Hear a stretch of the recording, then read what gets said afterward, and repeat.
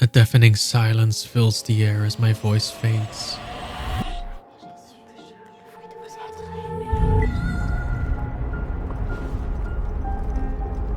Lost in the weight of something I can't hold on to. Around me, everything crumbles, fragile and broken.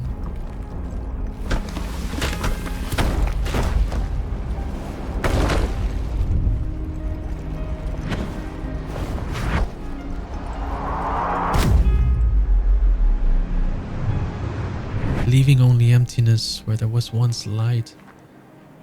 This is where the story of grief begins.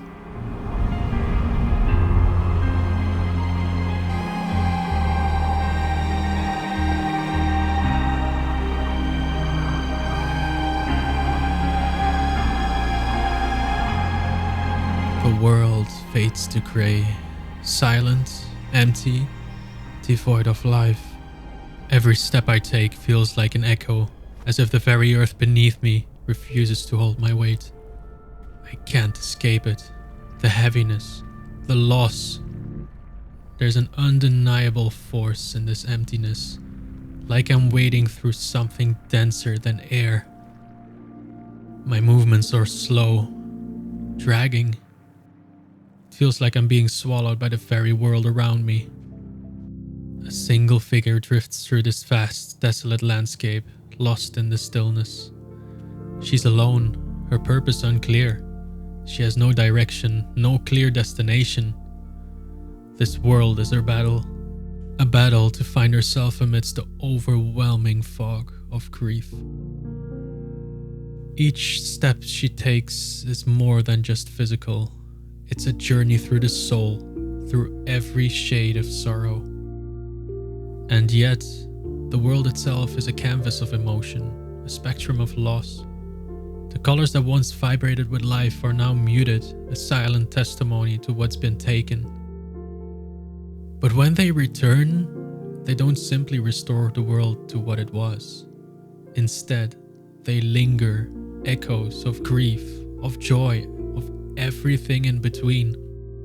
Each hue carries the weight of what has been lost and what remains. The past never fully disappears. It just colors everything that comes after.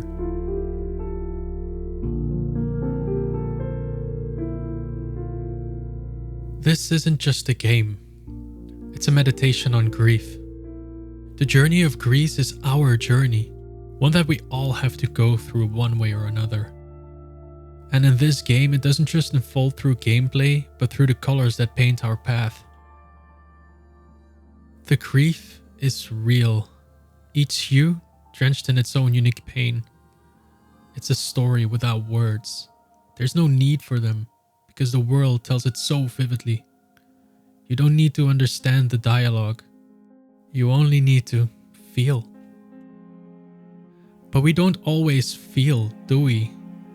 In this busy life, we get lost in the noise, in the relentless rush of thoughts that fills every space. We're constantly in our heads, thinking, planning, analyzing, judging. The thoughts blur into one continuous stream, and the present moment slips by unnoticed. Our minds have become so crowded with distractions and concerns that we forget to pause, to breathe, to just feel.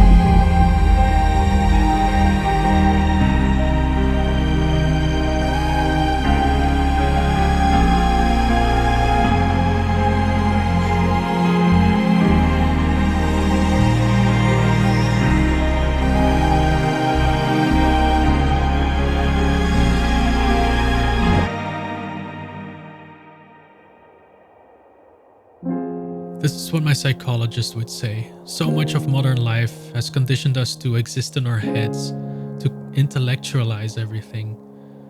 We're encouraged to solve, to fix, to always do rather than to experience. And in doing so, we lose touch with the rawness of our emotions, the visceral sensations that exist beneath the surface of our thoughts. It's like we've been trained to ignore the body's wisdom and focus instead on the mind's endless chatter. But this isn't sustainable. We're not meant to live in our heads. We're meant to feel, to observe our thoughts, yes, but not let them run our lives. The real journey is about recognizing that inner noise, stepping outside of it and reconnecting with our hearts, our senses.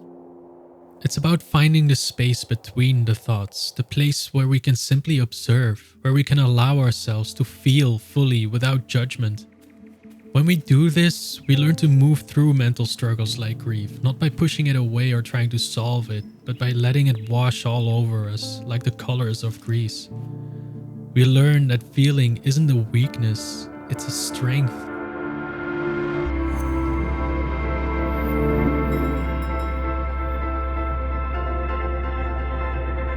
In Gris, as we move through each emotional stage, the environment responds in kind, gently nudging us to remember what we've forgotten in our waking lives. That grief and healing are not things to rush or intellectualize. They are things to experience with our whole being, to exist in them, to be present, to let the world paint its colors onto us.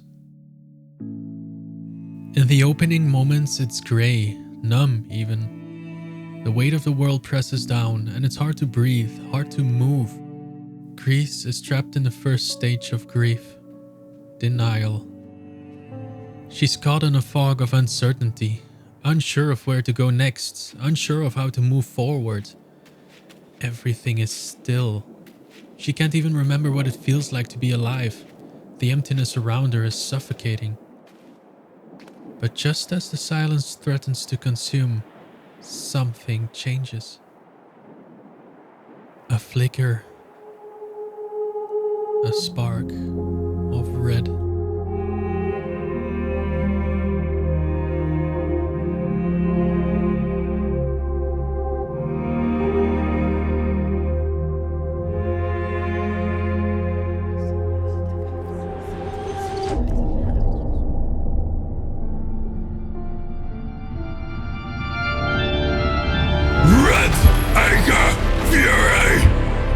The storm of emotions that can't be ignored.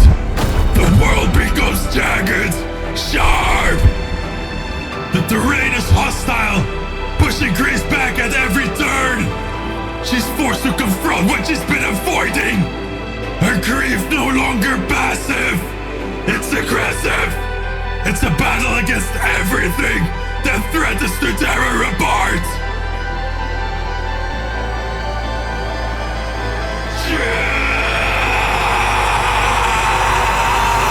And then there's the bird, a massive, looming creature that swoops down, chasing her relentlessly. It's not just an enemy, it's something deeper. Fear, grief, self-doubt. A force she cannot outrun, no matter how hard she tries. In its presence, she is small, powerless. But the bird doesn't simply vanish. It transforms, just like her emotions. And when it returns later, it's not to destroy her, but to remind her that grief never fully leaves. It changes, it lingers, but it no longer has to consume her.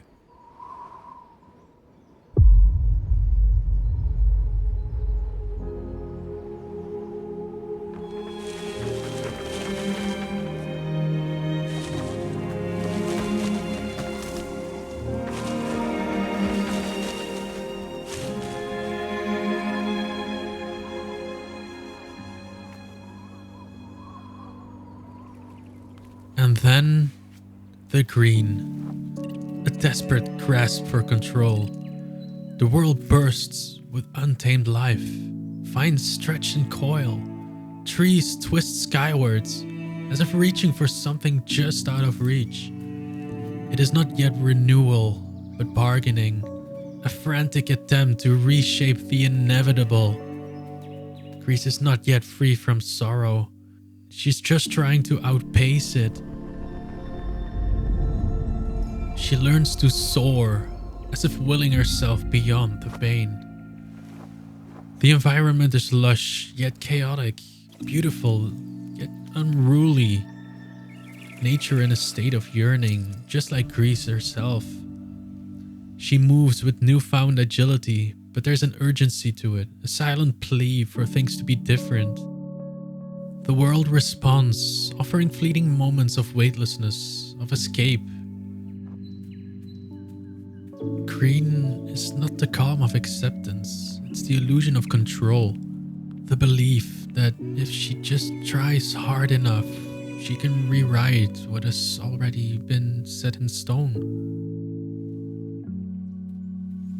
She's no longer consumed by her anger. She's learning to rise above it. The obstacle still exists, shifting and unpredictable, mirroring the struggle to negotiate with loss, to find another way through grief that does not demand surrender.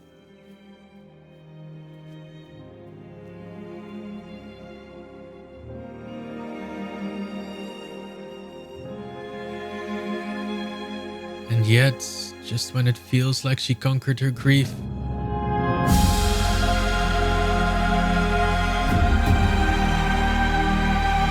the landscape softens, and with it, the next stage begins. Blue.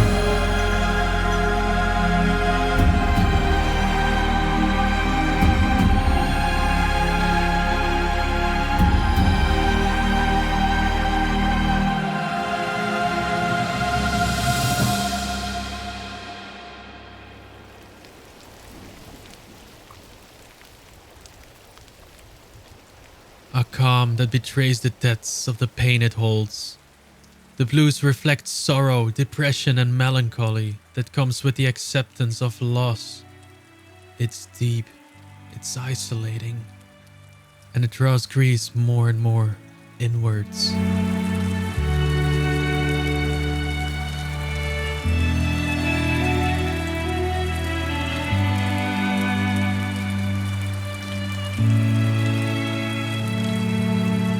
In the vastness of the blue, there's a haunting serenity, but also an emptiness that gnaws at her. She's not alone, but she feels like she is. The sadness, once chaotic, has found its place. The world feels vast, way too big for her to fully grasp. Still, she moves forward, slowly, cautiously. There's peace here, but it's fragile. And through the stillness, she begins to heal, to accept.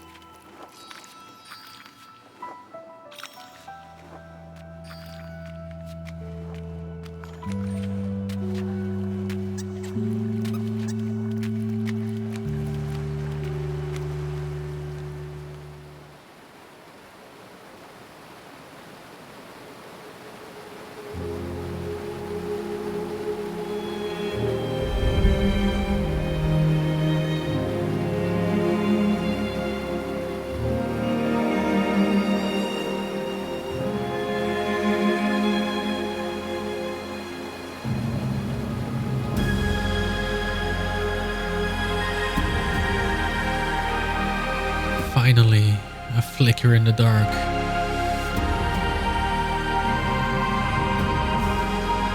At first, it's fragile, like a single candle struggling against the void of the endless night. The sorrow of blue still lingers, but here in the golden glow something shifts. Gris finds her voice again, tentative yet full of promise.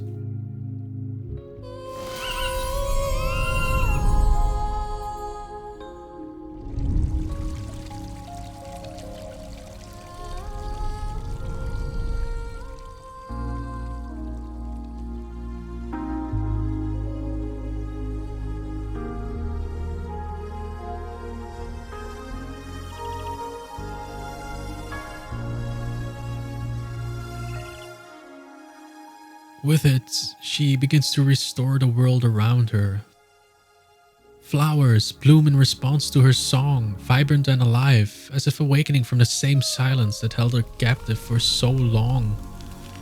It is the first true moment of acceptance, not the absence of grief, but the understanding that it no longer has to consume her. The world reflects this transformation in a place both surreal and breathtaking, a palace of shifting reflections suspended in an infinite night sky. It is a place between worlds, where gravity feels softer, movement more fluid, as if reality itself is learning to let go. Lush plants and vivid blossoms stretch towards the golden light, mirroring Gris's own journey. She's no longer weighed down, no longer clawing for control. This is not escape, this is liberation. As she moves forward, the light grows stronger, no longer just a flicker, but a guiding force.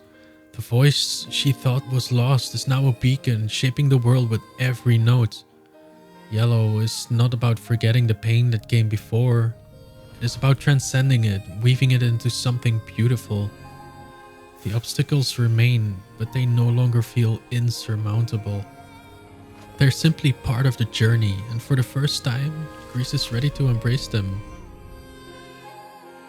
It's a fusion of all colors, the final spectrum of grief. From the quiet grey to the fiery red, the sorrowful blue, the renewing green, and finally the golden light that illuminates the way forward. Gris doesn't find closure. There is no perfect resolution, but there is acceptance. The grief isn't gone, but it's no longer something that controls her. She learns to dance with the wind, to move with the world instead of against it. She stands in the light, not defeated, but transformed.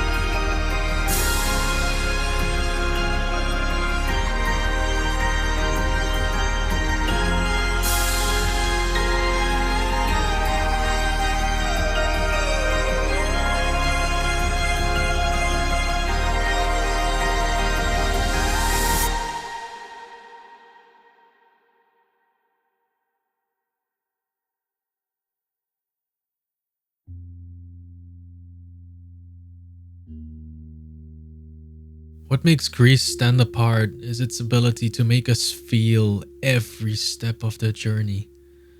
The stages of grief aren't told, they're lived. Through gameplay, through each challenge, the game transforms both the world and you. It doesn't offer easy answers or a perfect ending. It shows us the process of grief, and in doing so, it shows us that grief isn't something to conquer. It's something we move through piece by piece, color by color. And when you reach the end, you understand grief doesn't have a tidy ending. It doesn't vanish, but through it, we grow. We transform, like the colors of the world itself. Gris doesn't just make you think, it makes you feel.